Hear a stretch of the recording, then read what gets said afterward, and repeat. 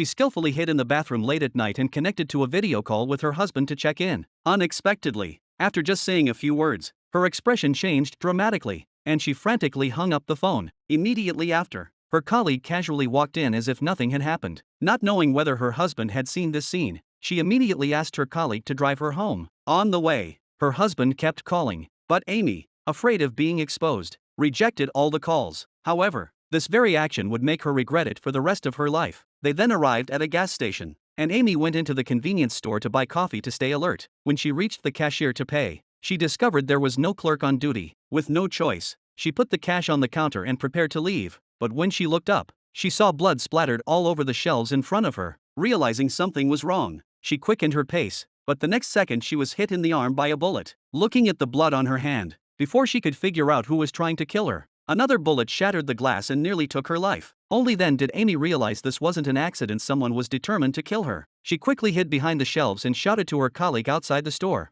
hoping he would save her. But the colleague was sitting in the car listening to music and didn't notice the danger at all. Amy had no choice but to save herself, so she tore off a piece of clothing to bandage her wound. After treating her wound, Amy looked outside again and nearly got shot in the head. Now Amy was completely terrified, and as she crawled on the ground trying to grab her phone to call for help, another bullet came flying. This shot from the killer completely shattered her hope. Just as she sat collapsed on the ground not knowing what to do, a man's voice came from the cashier area. The woman looked around like she was grasping at a lifeline and discovered it was coming from a walkie-talkie. But the 1-meter distance without cover posed a problem for her. To distract the killer's attention, she grabbed 2 bags of chips from the shelf and threw them outside. This indeed created a diversion, and Amy quickly grabbed the walkie-talkie and asked the person on the other end to call the police. The person asked what exactly was happening, but before she could explain the situation, the walkie-talkie experienced interference. Even worse, at that moment her colleague also entered the store and was killed the next second.